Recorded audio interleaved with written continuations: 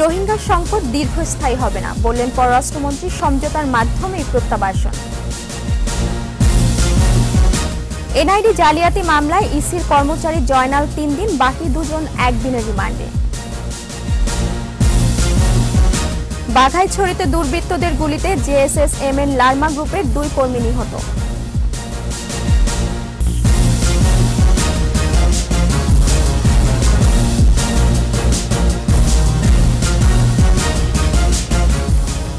শুনছিলেন সোশ্যাল ইসলামী bank limited সংবাদ শিরোনাম। আমন্ত্রণ জানাচ্ছি ২১ চট্টগ্রাম সংবাদে, আপনাদের সাথে আছি মহিমা পলি। দর্শক, ২১ টেলিভিশনের সংবাদ একই সাথে সরাসরি দেখতে পাবেন আমাদের ফেসবুক পেজ www.facebook.com/2124 অনলাইনে। এছাড়া সংবাদে আরও থাকছে, ত্রিদেশীয় সিরিজে কিছুক্ষণ পর জহুর আহমেদ স্টেডিয়ামে জিম্বাবুয়ের মুখোমুখি বাংলাদেশ, ফাইনালে চোখ টাইগারদের।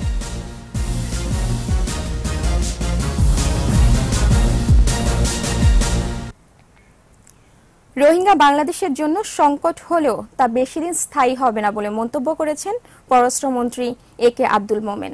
জাতীয় প্রেস ক্লাবে মিয়ানমারের রোহিঙ্গাদের স্বদেশে প্রত্যাবর্তন বিষয়ক জাতীয় সংলাপের অংশ নিয়ে পররাষ্ট্রমন্ত্রী বলেন, সমঝোতার মাধ্যমেই রোহিঙ্গা সংকট সমাধান হবে। জসিম জুয়েলের রিপোর্ট। রোহিঙ্গাদের স্বদেশ প্রত্যাবর্তন বিষয়ক জাতীয় সংলাপে অংশ নেন পররাষ্ট্রমন্ত্রী। অনুষ্ঠানে তিনি বলেন, সমঝোতার মাধ্যমেই রোহিঙ্গাদের মিয়ানমারে পাঠানো হবে। যে প্রক্রিয়ায় আলোচনা হচ্ছে তাতে এই সমস্যার সমাধান হবে বলেও মন্তব্য করেন পররাষ্ট্রমন্ত্রী। আমরা চুক্তি করেছি, চুক্তিতে তারা রাজি হয়েছে এবং তারা কখনো বলে নাই যে নেবে না। সুতরাং এখন আমরা আশাবাদী, দোয়া করেন। আমরা বিভিন্নভাবে প্রচেষ্টা চালাচ্ছি, ডিটেল বলার কোনো কারণ নাই। তবে আমাদের বিশ্বাস যে এর ফলে আমাদের এই চলমান প্রক্রিয়া, প্রত্যাবর্তনের যে চলমান প্রক্রিয়া, আমরা এটাতে সফলকাম হব। রোহিঙ্গারা দেশে ফেরার জন্য নাগরিকত্ব সহ কিছু শর্ত দিচ্ছে। একথা জানিয়ে পররাষ্ট্রমন্ত্রী বলেন, তাদের শর্তের বিষয়ে মিয়ানমার সরকারের সঙ্গে আলোচনা হচ্ছে। তাদের নাগরিকত্বটা দিতে হবে। মিয়ানমার সরকার মোটামুটি ব্যাপারে পার্ট টু সিটিজেনশিপ। তারা বলছে যে তাদের একটি শাসনতন্ত্র আছে, সেই অনুযায়ী তাদের এই প্রসেসে নিয়ে যেতে হবে। তা বিভিন্ন দেশ তাদের সেইটা দেওয়ার জন্য বলছে, বাট সেইটার জন্য আমরা আপনার এই কি হস্টেজ হতে পারি না, এটা তাদের ব্যাপার। তবে আমরা একমাত্র চাই, 1 নম্বর আমাদের, যে তারা তাদের দেশে ফেরত যাবে যত তাড়াতাড়ি সম্ভব। দ্রুতই রোহিঙ্গা সমস্যার সমাধান হবে বলেও আশা প্রকাশ করেন তিনি। আমার ধারণা যে আমরা এটা সমাধান করতে পারি।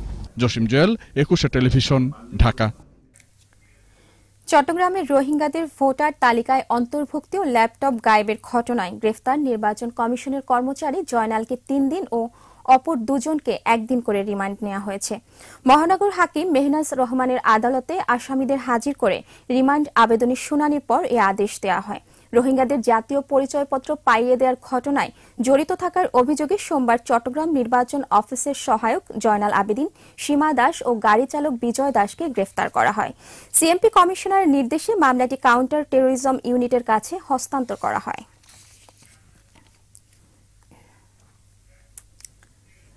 রাঙামাটির বাঘাইছড়ি উপজেলার দুর্গম কজইছড়ি গ্রামে দুর্বৃত্তদের গুলিতে এনএম লার্মা গ্রুপের পার্বত্য চট্টগ্রাম জনসংহতি সমিতির 2 কর্মী নিহত হয়েছে।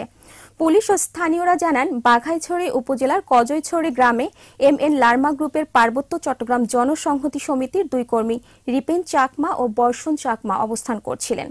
এ সময় দুর্বৃত্তরা অতর্কিতে গুলি করলে ঘটনাস্থলে তারা 2 জনই নিহত হন। বাঘাইছড়ি থানার ভারপ্রাপ্ত কর্মকর্তা ঘটনার সত্যতা নিশ্চিত করেন।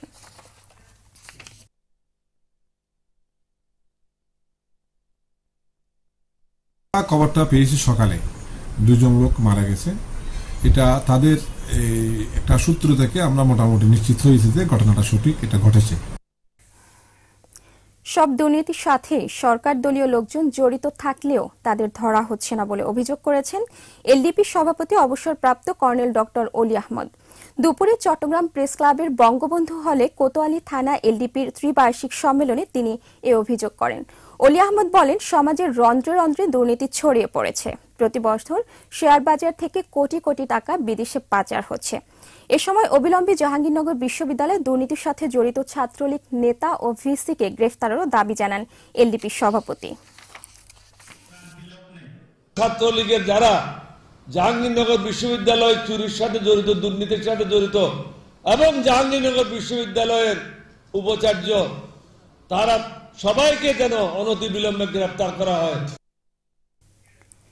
একটি চক্র সাম্প্রদায়িক সম্প্রীতি নষ্ট করতে চায়, তাই সবাইকে সজাগ থাকার আহ্বান জানিয়েছেন চট্টগ্রাম সিটি মেয়র আজম নাসির উদ্দিন। শ্রী শ্রী অনুকূল ঠাকুরের 5 দিনের আবির্ভাব উৎসবের সমাপনী অনুষ্ঠানে তিনি এ আহ্বান জানান। সিটি মেয়র বলেন, বাংলাদেশ সাম্প্রদায়িক সম্প্রীতির দেশ, এই সম্প্রীতি বজায় রাখতে সবার প্রতি আহ্বান জানান আজম নাসির উদ্দিন। অধ্যাপক শ্রী সুধীর রঞ্জন চৌধুরীর সভাপতিত্বে ডক্টর রবীন্দ্রনাথ ঠাকুর সহ সংগঠনের স্থানীয় নেতারা বক্তব্য রাখেন।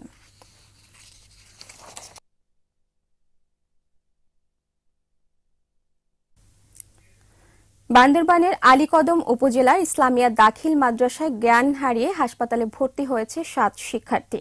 সকালে ক্লাস চলার সময় 10ম শ্রেণীর ছাত্রী জুবাইদা আক্তার হঠাৎ অজ্ঞান হয়ে পড়ে। তাকে দেখে আরও 6 জন ছাত্রী একে একে অজ্ঞান হয়ে পড়ে।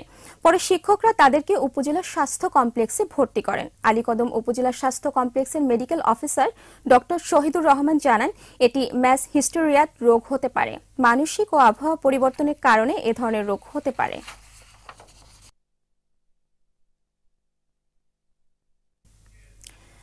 জরাজীর্ণ হয়ে পড়েছে কালুরঘাট সেতু, ঘটেছে দুর্ঘটনা। প্রতিদিন এই সেতু দিয়ে চলাচল করেন লাখ লাখ মানুষ। দুর্ভোগের শেষ নেই তাদের। দেখুন বিপ্লব মজুমদারের ক্যামেরায় চট্টগ্রাম থেকে হাসান ফেরদৌসের রিপোর্ট। ব্রিটিশ শাসনামলে কর্ণফুলী নদীর উপর লোহার পাটাতনে নির্মাণ করা হয় কালুরঘাট রেলওয়ে ব্রিজ। পরে উন্মুক্ত করে দেওয়া হয় যান চলাচলের। এখন ব্রিজের বিভিন্ন স্থানে উঠে গেছে লোহার পাটাতন, সৃষ্টি হয়েছে গর্তের। জীবনের ঝুঁকি নিয়ে করতে হচ্ছে চলাচল। জরাজীর্ণ হয়ে পড়া এই ব্রিজে ঘটছে নানা দুর্ঘটনা। ঘন্টার পর ঘন্টা অপেক্ষা করতে হয় ব্রিজ পারাপারে। অনেক সময় রোগীদের নিয়ে চরম বিপাকে পড়তে হয় স্বজনদের।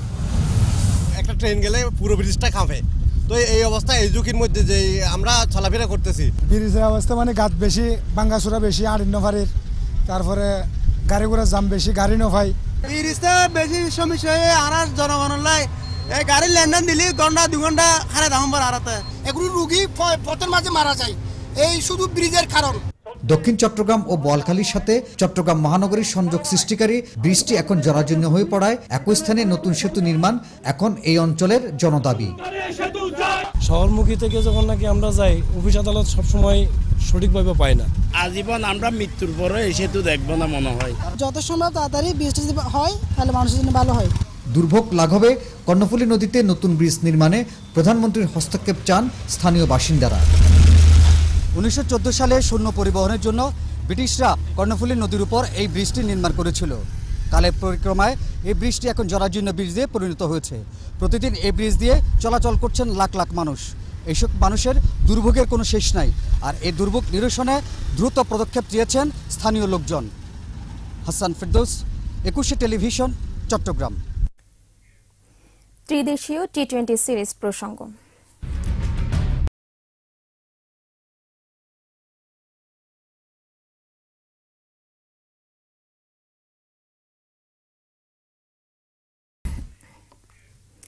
ত্রিদেশীয় টি-20 সিরিজে আজ জিম্বাবুয়ের বিপক্ষে মাঠে নামছে বাংলাদেশ। চট্টগ্রামের জহুর আহমেদ চৌধুরী স্টেডিয়ামে ম্যাচটি শুরু হবে সন্ধ্যা 6:30টায়। এই ম্যাচ জিতে 1 ম্যাচ হাতে রেখে ফাইনালে যেতে চায় টাইগাররা।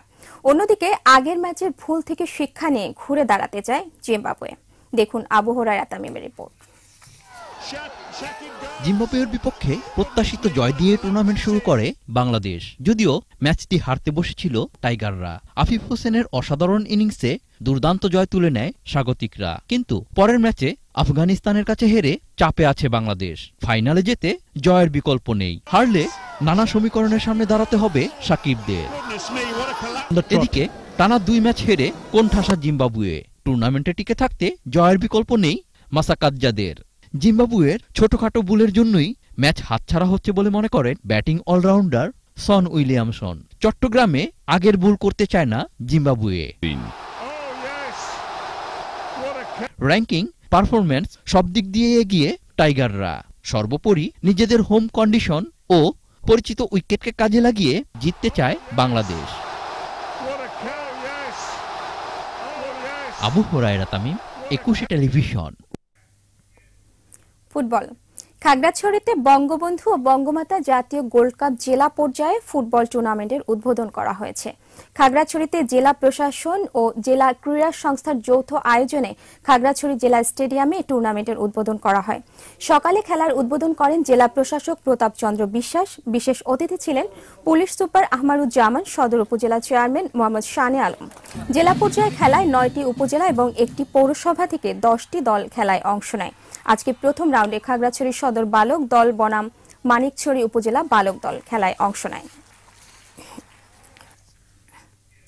আর এর সাথে শেষ করছি 21 চট্টগ্রাম সংবাদ। তবে যাবার আগে সোশ্যাল ইসলামী ব্যাংক লিমিটেড সংবাদ শিরোনামগুলি আরও একবার। রোহিঙ্গা সংকট দীর্ঘস্থায়ী হবে না বললেন পররাষ্ট্রমন্ত্রী, সমঝোতার মাধ্যমেই প্রত্যাবাসন। এনআইডি জালিয়াতি মামলায় ইসির কর্মচারী জয়নাল 3 দিন, বাকি 2 জন 1 দিনের রিমান্ডে। বাঘাইছড়িতে দুর্বৃত্তদের গুলিতে জেএসএস-এনএম লার্মা গ্রুপের 2 কর্মী নিহত।